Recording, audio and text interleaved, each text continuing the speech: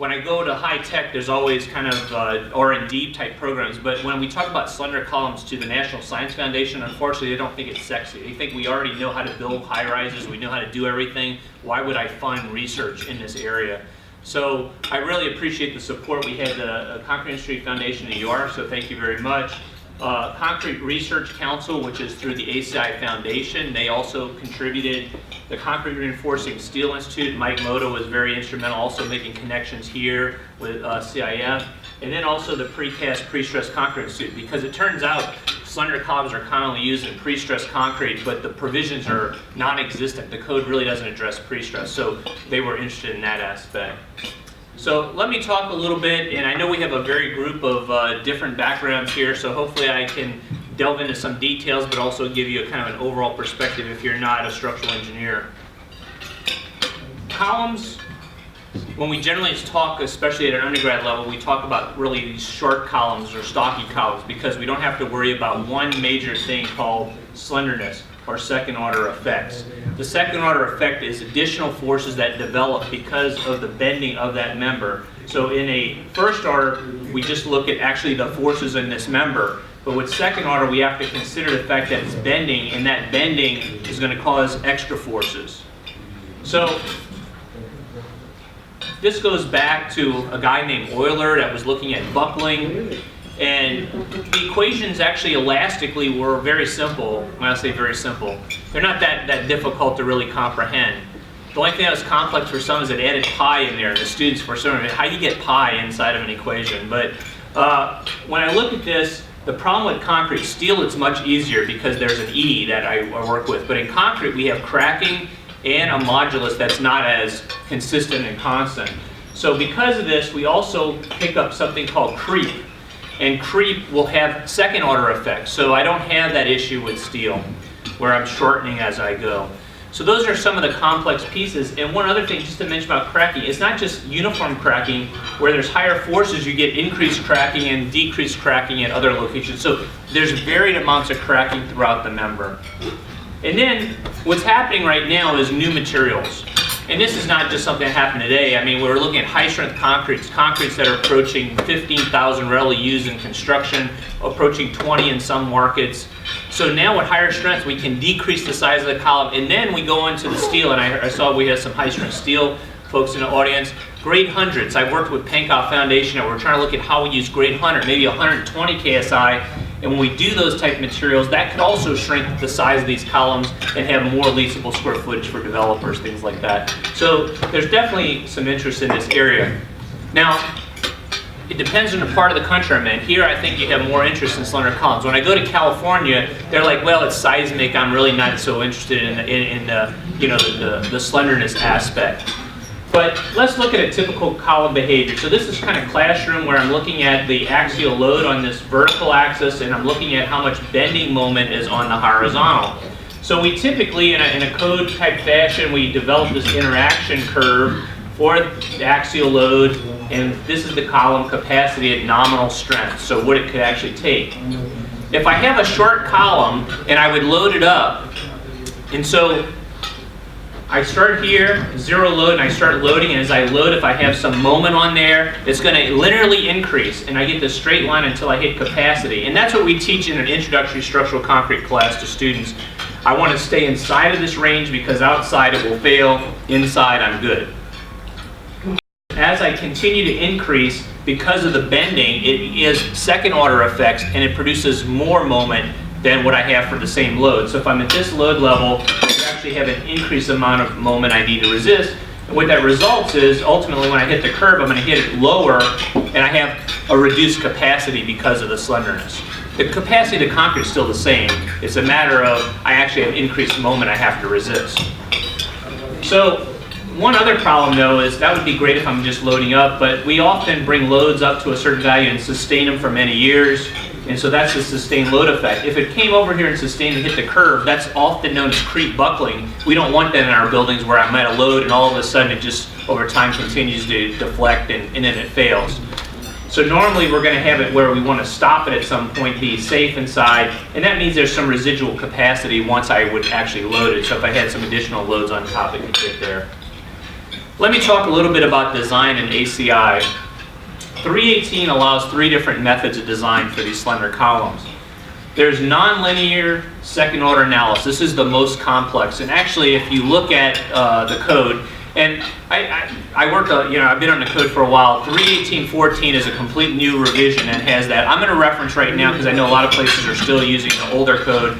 So I'm not going to talk about the 14 in terms of numbers, and I will talk about what 11 has. But I love to read the provision about this to my students because it tells you in there as an engineer you have to account for everything. Settlement of the foundation, creep, and shrinkage, and it's kind of my favorite passage. If you can do that, you can do anything, right?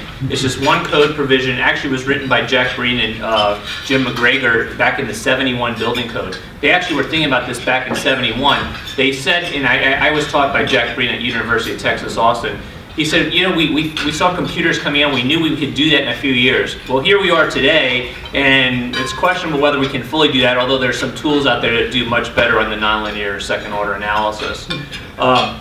Elastic second order analysis, the computer programs are there, that's what's rarely being done today in the office. And then there's moment magnification procedures where I do an elastic analysis, I take a magnifier to increase those moments. So if I have global second order in a frame, I get a deflection laterally here, and this is the big P delta. So P big delta. So we're getting second order effects from that sway of the frame. Elastic second order analysis picks that up. Great, right? You have most programs default to that now. You can put a checkbox on some that will run that, and so you get those forces. The program is giving you the forces at the end of the member.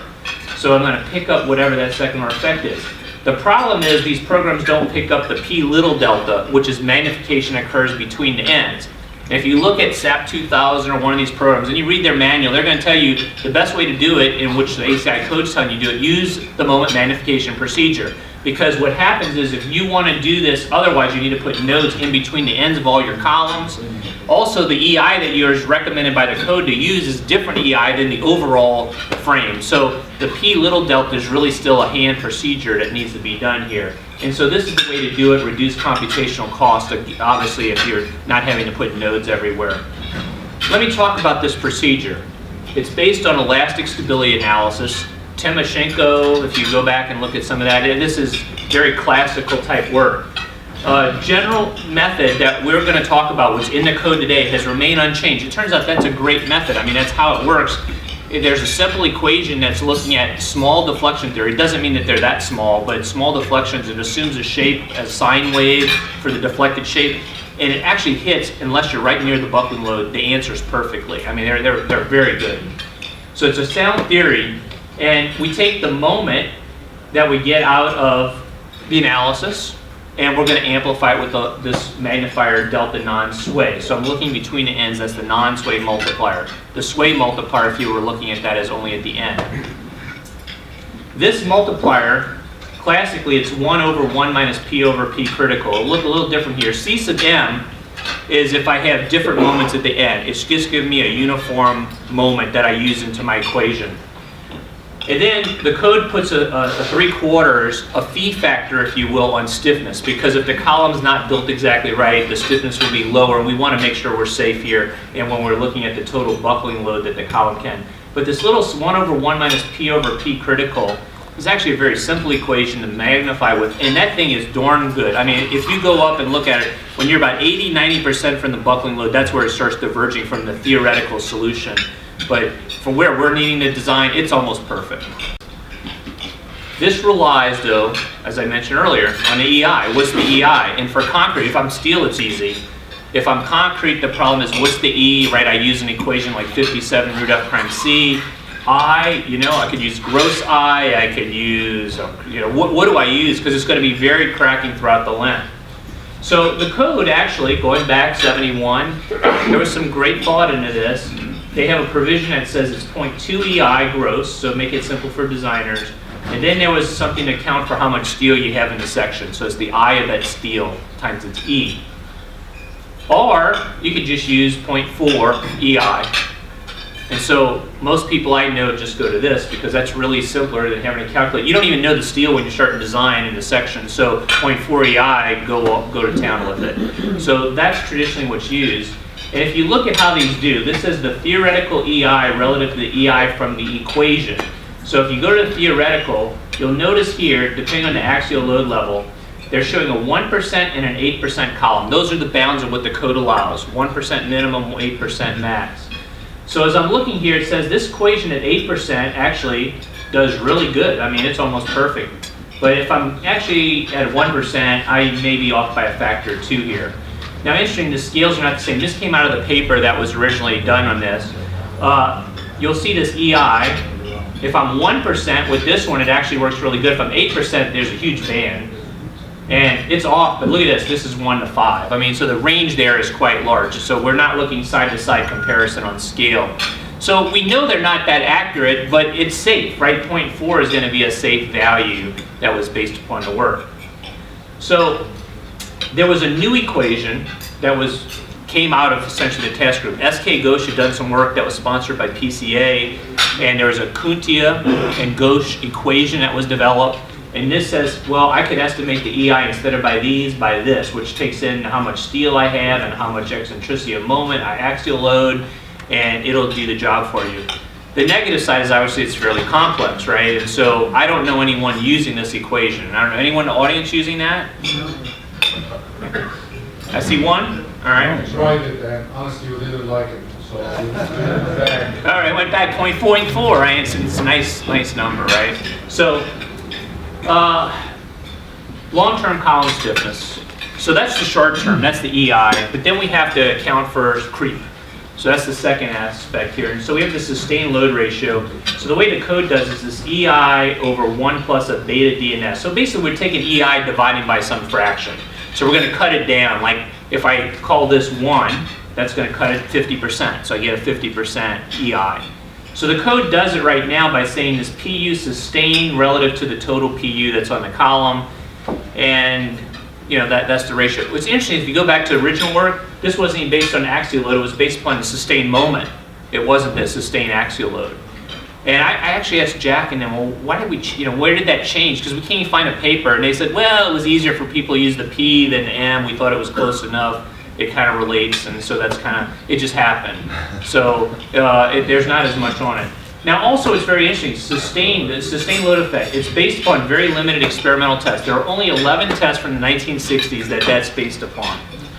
So I think what's funny is I'm on the code committee right now. For us to get anything into code now, and there's an equation you want to pull out, man, where's the proof? We got to pull this out. Or where's all of the tests, the background for putting something new? This is slender columns that are major elements of a building. Yet it was based upon 11 tests, and these things were like 2 inch by 2 inch and 4 inch maximum size columns. So it's pretty interesting.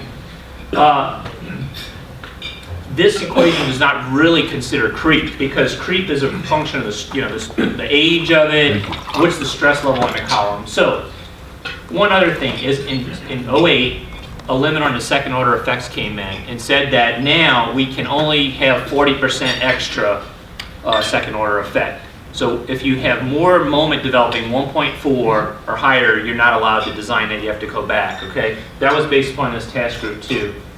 Really, the goal of that was to devise for global stability. It kind of ties back to the IBC, that there's an equation in there about lateral stability. We were getting rid of stability checks, so putting this in indirectly did a stability check on the lateral. The problem is it's also implemented for the non-sway. And so, do you need it? Because now there was no limit in the past, and actually designs, if you go look at like PCA notes, examples in there don't work anymore because they were using higher than 1.4 non-sways. So designs that would have worked in the past say now they wouldn't meet the code. One is to really improve the behavior, understanding. No one had really looked at slender columns anymore since really that time back in the 70s. Looking at both short-term and long-term effects. And then we wanted to develop some maybe improved design procedures for the moment magnification procedure. So we're looking at the non-sway, because this is where we really need to have this benefit, and address this limit on second order. Do we need it? Do we not? And then, like I mentioned, for PCI, they were very interested in the pre-stress columns. I am not going to focus the talk today on the pre-stress, just because of the nature of the time here. We'll focus on the cast-in-place construction. And then increase the efficiency of concrete columns, because you know, if we want to use these, we need to maintain reliability, but on the other side, remove barriers. If we're cutting our EI, in fact, the EIs can go down to only 0.2 EI, right? Because I'm going to take that 0.4 and cut by 2, and so when I do that, I'm down to 0.2 EI, and that may be really over penalizing where I have to have a much larger column anyway than I really need for the behavior. So first phase is we went analytically.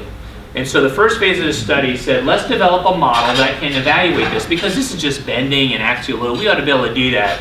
So we looked at the stress strain for concrete using the regular Hognested relationship. If we go to high strength, we may use a little different, but Hognested works actually very well for even for higher strength materials.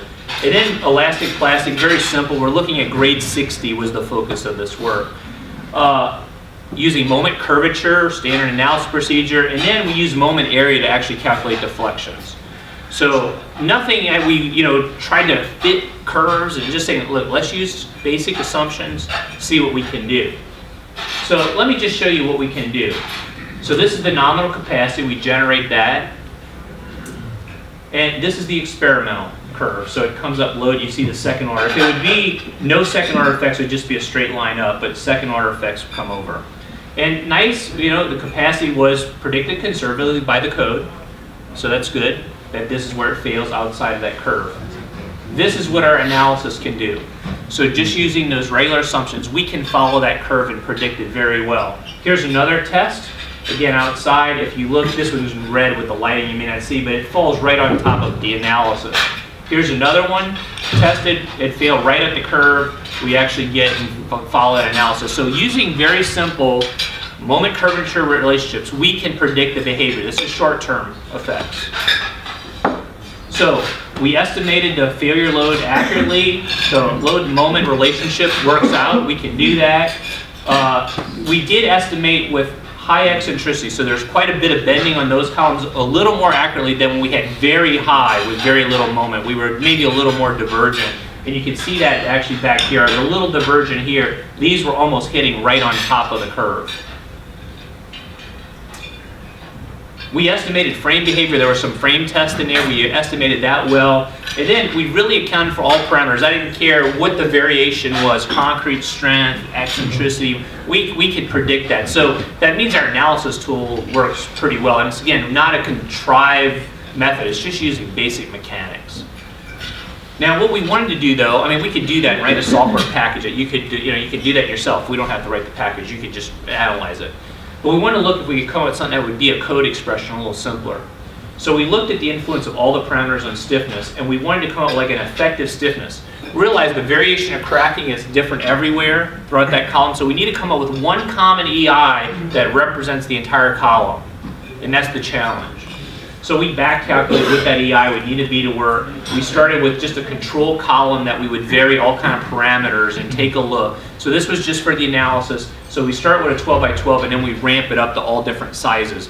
But we had a basic control column, 5,000 PSI, 1%, which would be the minimum stiffness you would ever provide, a KL over R of 33, so not a little slender, not very slender, 60 KSI steel, and we start out with 5% eccentricity on the column. So now what we're going to do is push it in all types of directions. Okay, so basically the EI relative to the gross EI, as I load this thing, and so this would be very low eccentricity on it, not much bending. It starts to get softer as you approach the total load or the squash load of the column. P0 would be the total capacity of that column without any slenderness effects, okay? So it's like almost 85% F prime C, but that's including the steel and everything. What's the total squash load of the column?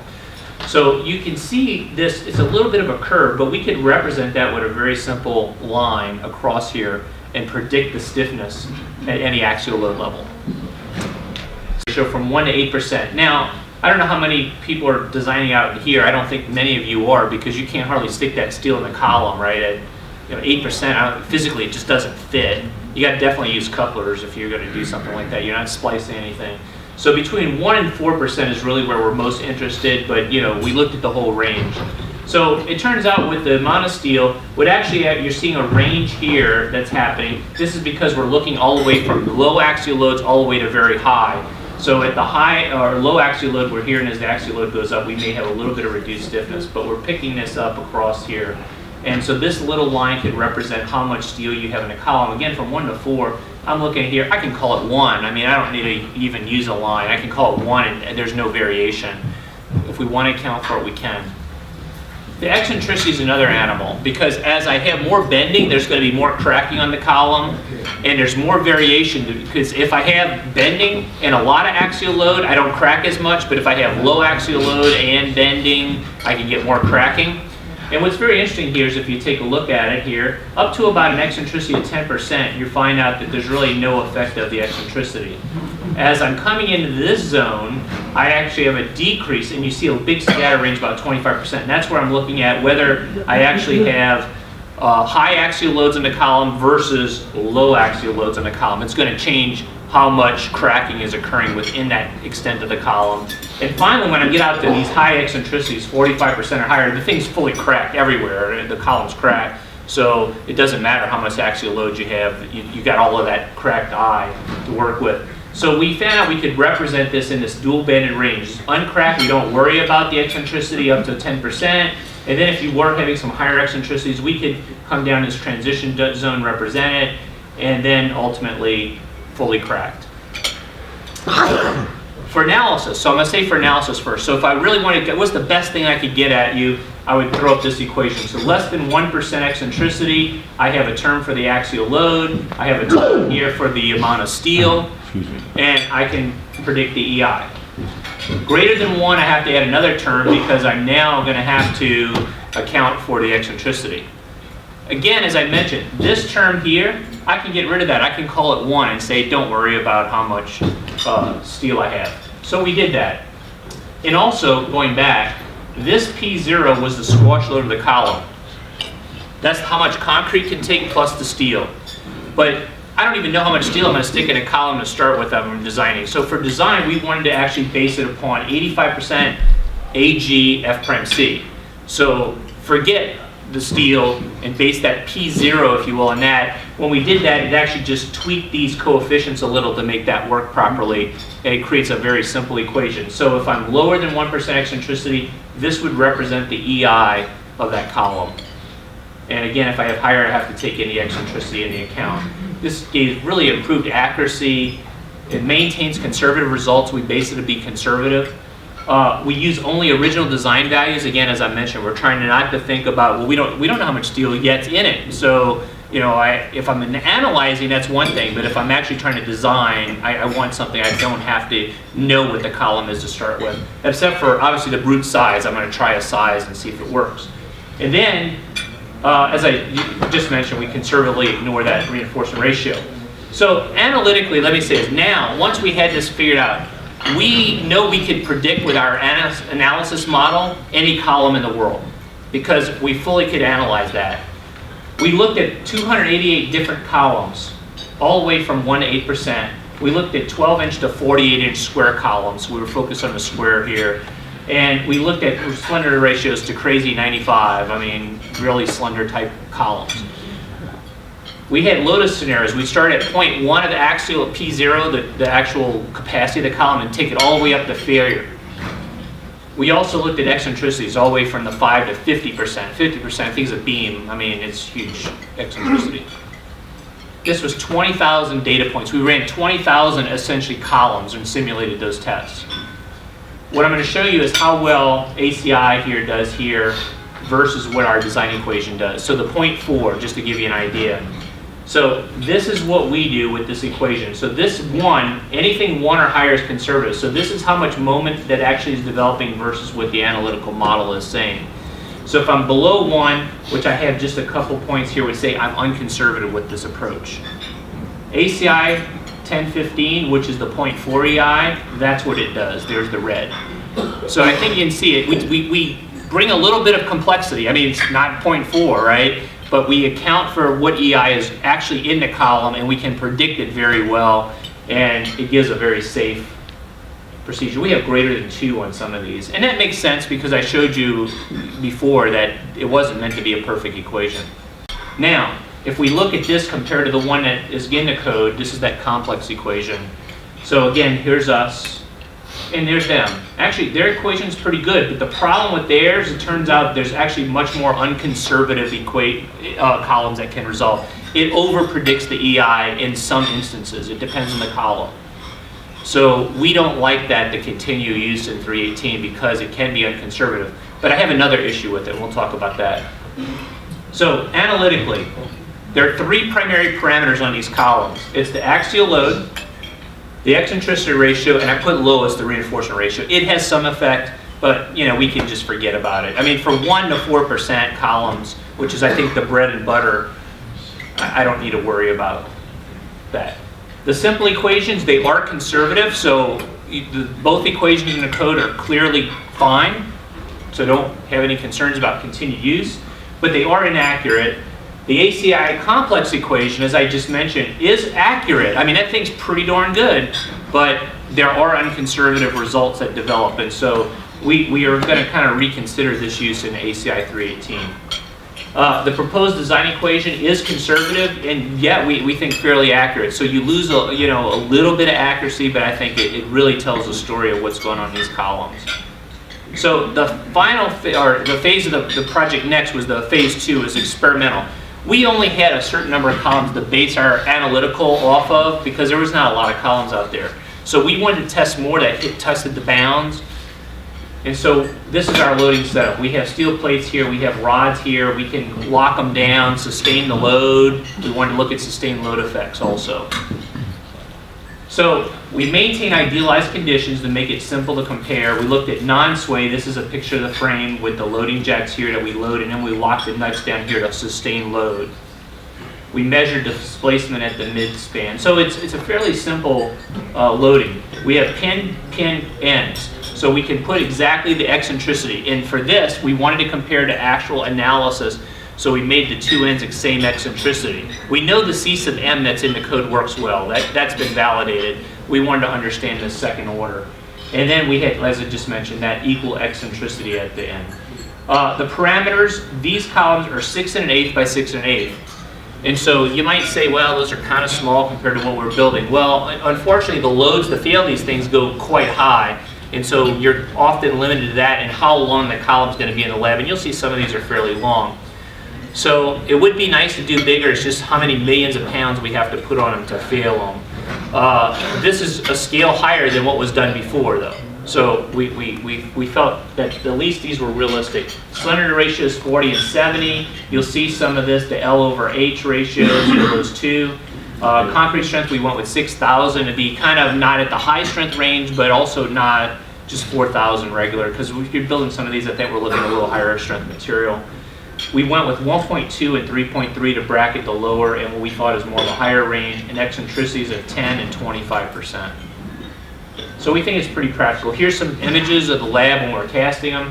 So these are the different columns, and you can see some, of course, you can see this relative to the cylinder there. You get a little bit of sense of scale. They're reasonably sized, and then we have our ties. So here's the bed there before. You'll also notice we did some short columns too. We calibrated some of our creep and shrinkage that's occurring relative to short columns that didn't have second order effects. And here's one of the columns, and this one is under sustained load at this, and you can see that displacement. You probably don't want that in your building, right? Or it could be interesting. That's our banana column, I don't know. Short-term results. So we loaded these up. This is axial load versus deflection. So you can see that load coming up. You see the second order effects.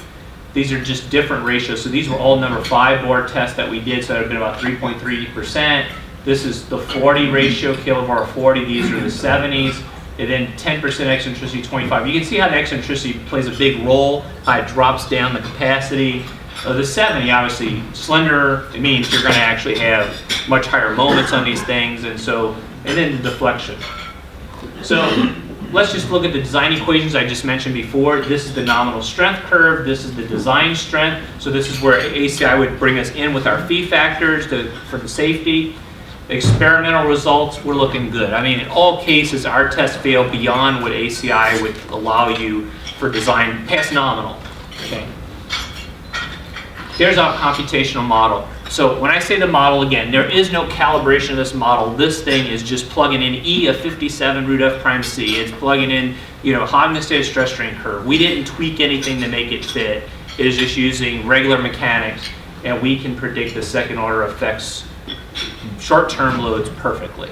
I mean, it was uncanny how well these things can predict. The analysis equation, I mentioned that one. This is a simplified equation that we developed. That's how well that does if we were to use that as our EI.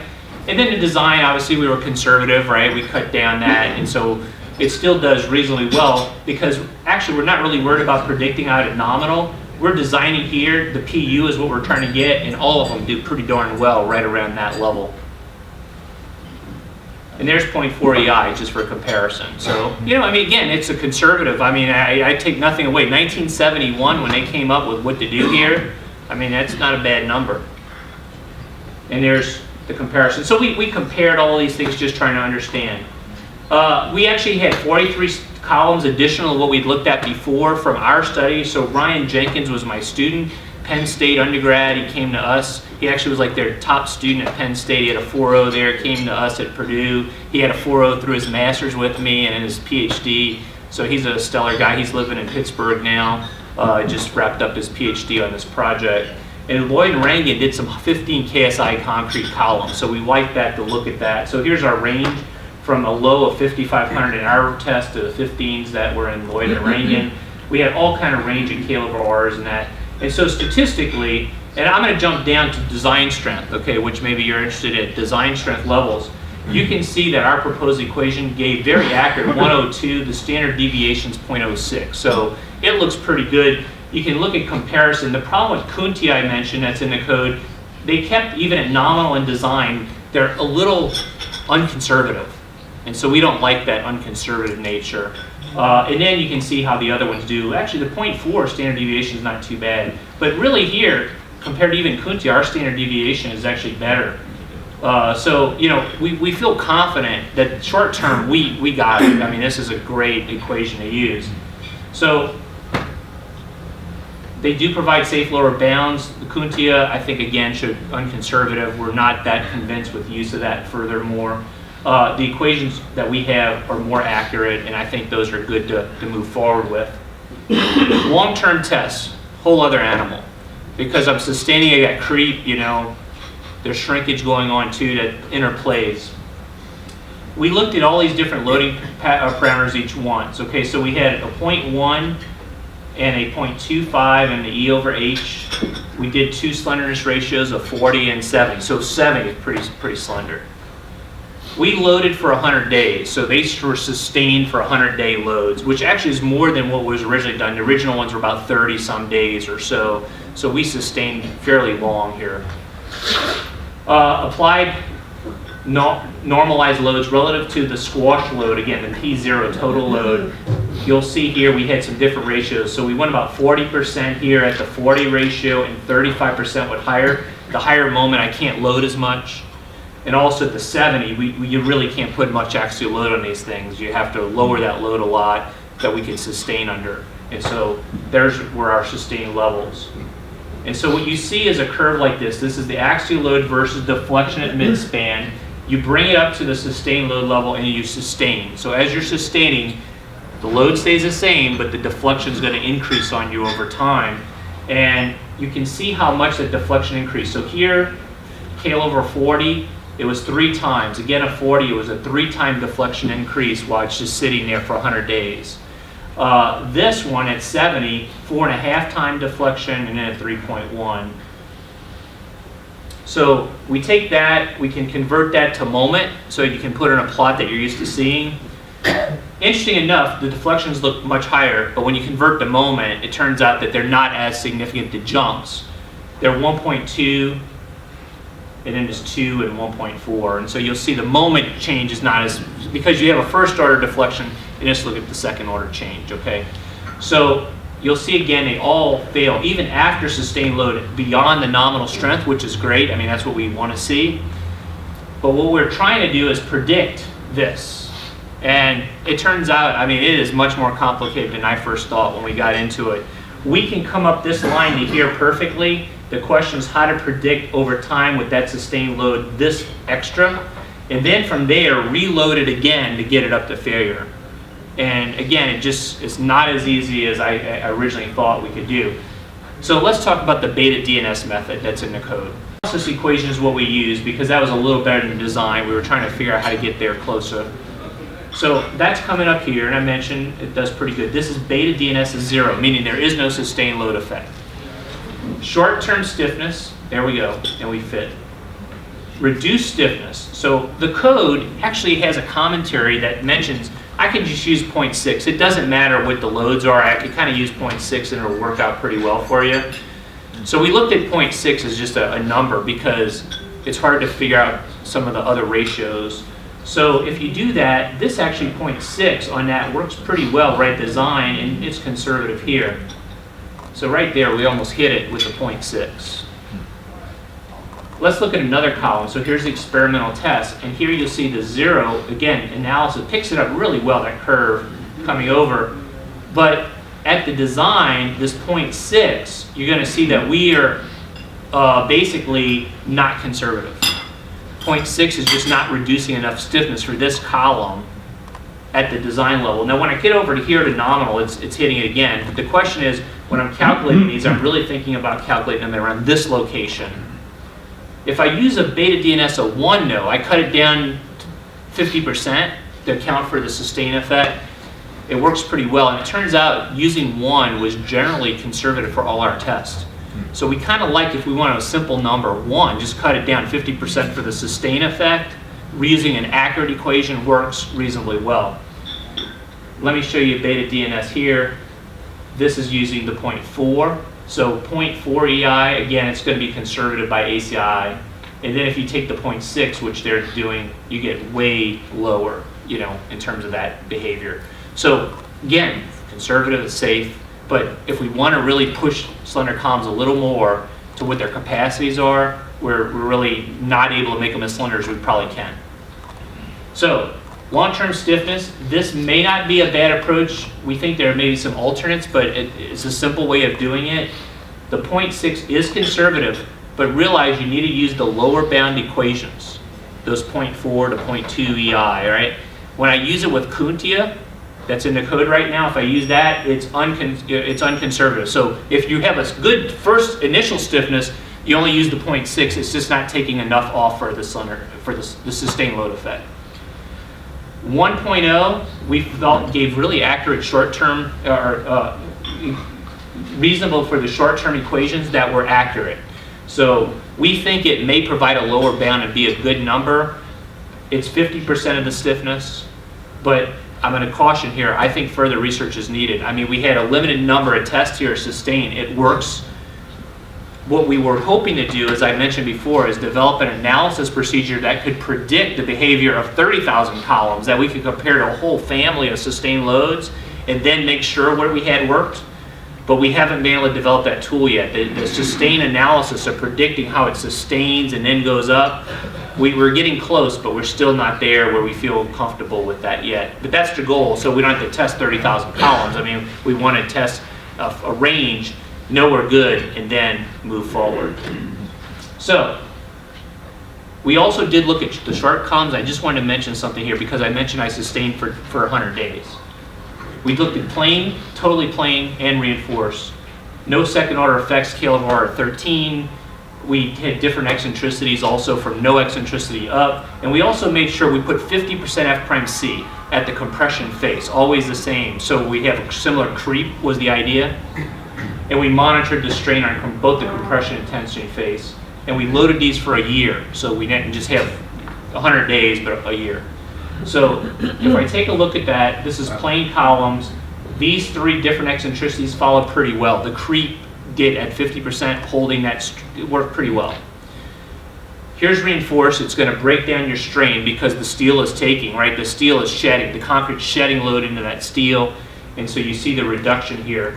But if I take a look at a duration, let's say reinforced here, I'm at here about 250 microstrain, so I'm coming up now. So there is some more strain that will develop. Obviously the bulk of it's all happening here, but there is some more. So we were cognizant that we only loaded to 100. So I feel still better with a 1.0 than that 0.6 that I was mentioning here for the sustained load effect. So conclusions, this equation works really well for short-term stiffness. So this would be a good way to proceed further. The long-term stiffness of the beta DNS, and I just want to stress that, it's really only applicable for the simple equations.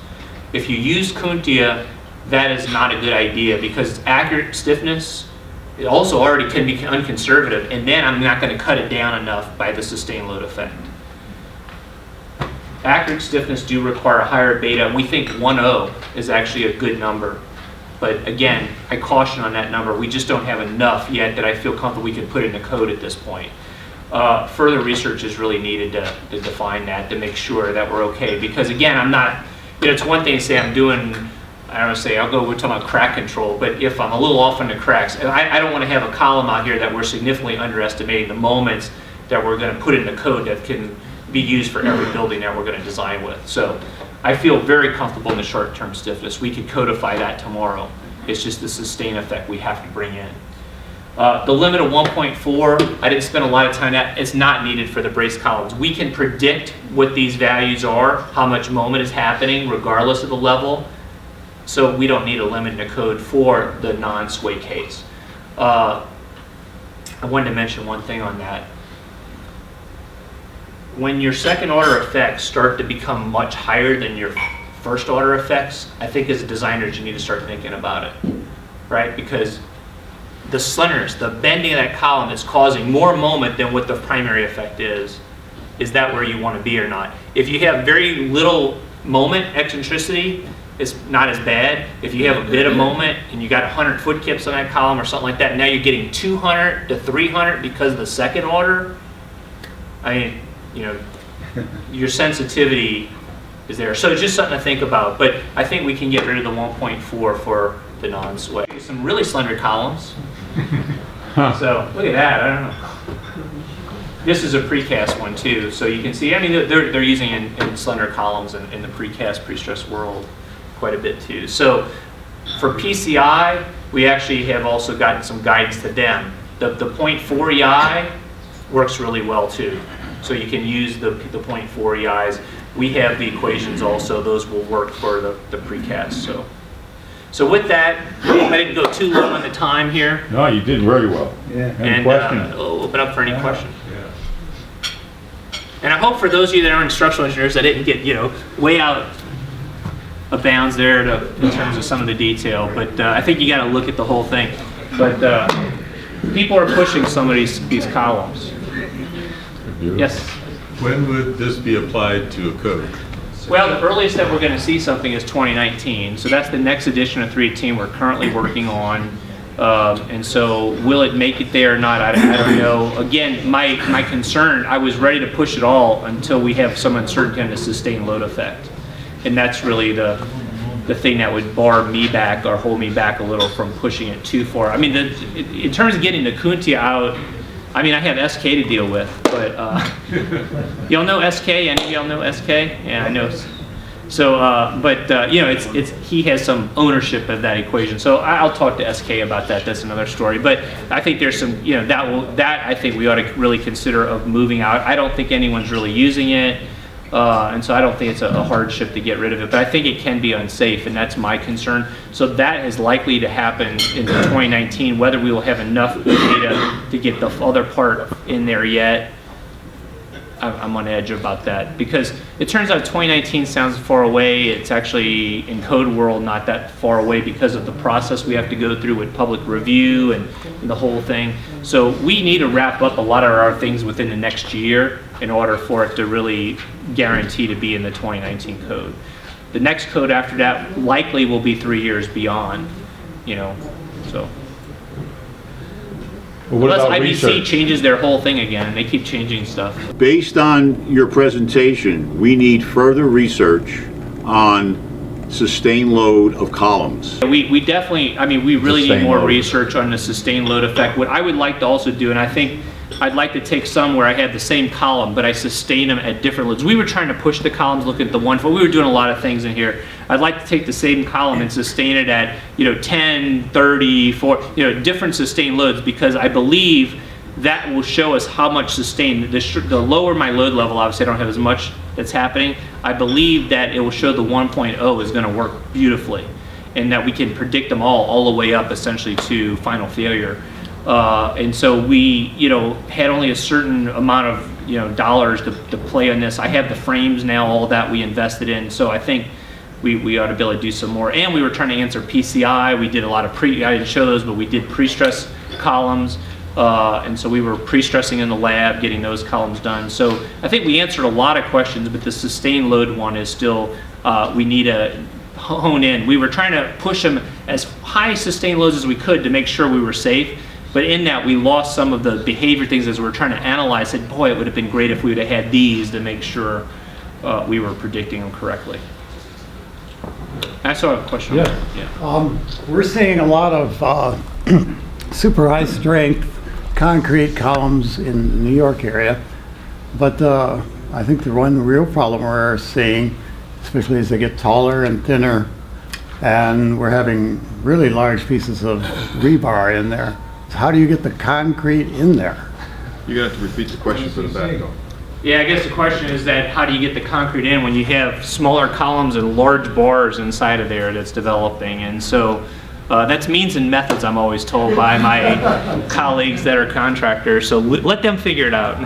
But no, I mean, it becomes a reality, right, as we're starting to do things, is how do you, if you're getting a network in there, and I've seen some problems in some litigation type cases where they put the bars so dang close to each other you couldn't even get concrete in between the bars. And so I think the constructability needs to be thought about as we're trying to do some of these things. But when you're going to some of the higher strength steels, 100 KSI, that can lead to a lot of these, you're going to get columns that can be shorter. So we, at the very end, because we're working with Pankow Foundation, we did a ATC study. There's an ATC report saying the next generation of codes that we're going to address 100 KSI, 120 KSI bars. Our code currently limits us to 80 KSI. There's a few things that limit you to 60 and a 75 embedded, but there's an 80 hard limit really in our code. So as we would push that to 100, what research needs to be done? We outlined, looking at every single thing, from bond to shear strength to cracking, all type of things, what needs to be done to move that to the higher strength bars. And I saw Ramon, he was involved in that effort too. And so it was kind of interesting because when we were doing that study, my student was still working this. I said, hey, everything was grade 60. Let's just throw in 100 in that. So we started to, in his dissertation report that was provided, had a little look at what needed to adjust, and just a few little things that would have just been general, what we have works for the grade 100. Yeah, I'm sorry. Yeah, ATC 115. It's a free download for anybody that's interested in looking at that. You can go to ATC's site or the Pankow Foundation's. One is, has this been published anywhere? It has not been published yet, other than the report that was provided to each of our industry sponsors at this point. We are working on some journal publications, and there's a small publication of proceedings for the PCI that was down in Nashville, actually just presented a few weeks ago. Second question. It's really hot off the press, right? And the slenderness, with the slenderness columns, obviously the tolerances become critical. How do these formulas take into account the we're tolerances in recommending construction? that stiffness of 0.75. So technically, none of this was showing the 0.75 in that EI, but that is the stiffness reduction factor for the fact that if your column is actually not constructed properly, it's a little smaller, it's going to reduce the stiffness beyond what this is going to predict. So you're taking a 3/4 hit or a quarter hit, but you're only going to account for 75% of that stiffness. And actually, with some of the equations, some of that stuff saves us, right? Because of problems that develop. Because in design, if it was built perfectly, we can predict it well, but if it's off and columns don't align correctly and you're getting eccentricities that you didn't think about, right? So that's why we have these accidental eccentricity factors. And what's actually happening right now with that 1.4 factor is many times the minimum eccentricity is what's kicking in the 1.4. So you hit this minimum eccentricity, and then when the column is actually magnifying more than that, just under minimum eccentricity. So that's where I think we can get rid of the 1.4. Boris, there's an annual report on the table, Concrete Industry Foundation, that gives a report on this research, but the total amount of pages, I think, is about 130 pages. Yeah, it's about. But there's a recap in Maybe that more annual than that, report on the research. But if you want to contact me, I'm glad to send you the report to anybody. Just let me know. I'm glad to forward that to you. And yeah, we need to get the journal papers out on it. Unfortunately, my personal problem, I became associate dean of the College of Engineering, and so as part of that, I'm responsible for all the facilities in the college, all the finances, and all safety in the college. So with that aspect, it's taken away a little bit of my time. So. Sure. Well, thank you, Robert. So.